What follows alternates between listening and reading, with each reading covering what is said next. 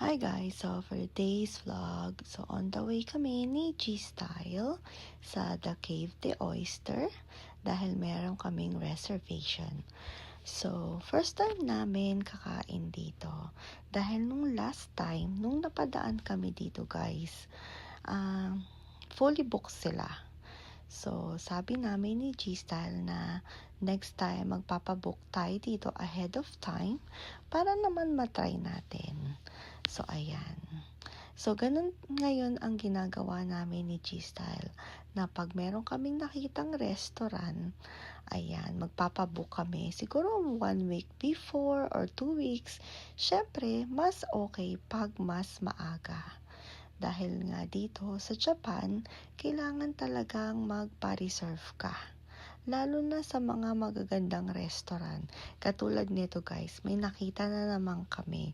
So, abangan ninyo guys yan na kumain kami dyan. Or yung video namin.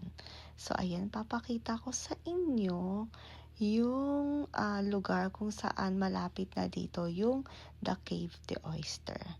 Dahil nga first time din namin mag-explore dito. Usually, nagta-transfer lang kami dito banda. So, ayan, dahil hinahanap din namin that time at maaga pa, so sabi namin ni G-Style ay maglalakad-lakad kami. So, ayan, may nakita na naman kami na dito pala sa parang basement nung building ay mas marami pang restaurant guys. Kaya nga na parang sobra kaming natuwa ni Giselle na, marami pa pala tayong hindi nakakainan. So, abangan ninyo guys yung aming vlog kung saan kami kakain or kung saan kami kumain. So, ayan. So, explore lang dahil nga maaga pa guys. Parang na-excite kasi kami dahil nga oyster yan. Dahil paborito namin ni Gistal yung oysters. So, ayan, tingnan nyo, meron dito, oh. Ayan, finally, nandito na kami. Ayan, The Cave de Oyster, Tokyo. At papakita ko sa inyo yung harap niya. So, ganyan, ang dami. Yung menu niya. Ayan. Dahil usually, parang nakikita lang namin yung oysters, parang summer lang. Ayan. Or kung malapit kayo sa ocean, yung mga restaurant doon.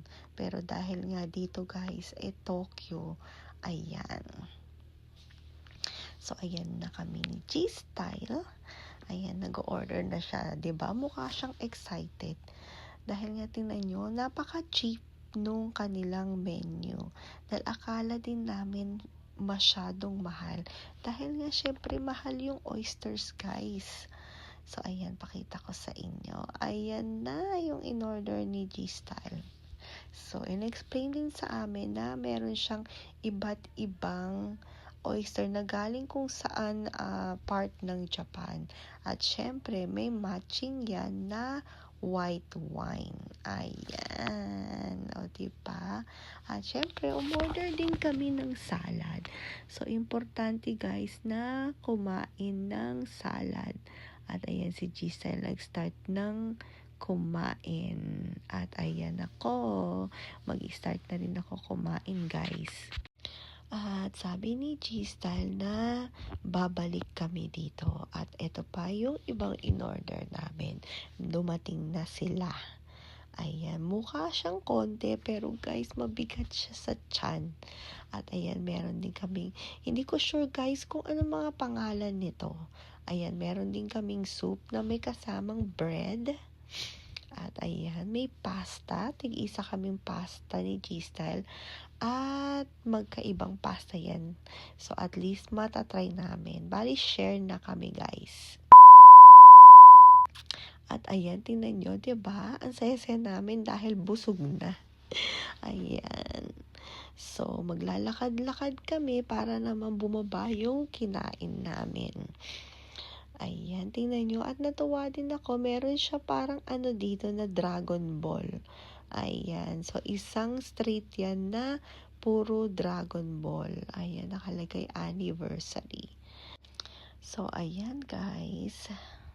So, bali nasa train station na kami nito at pauwi na kami ni G-Style.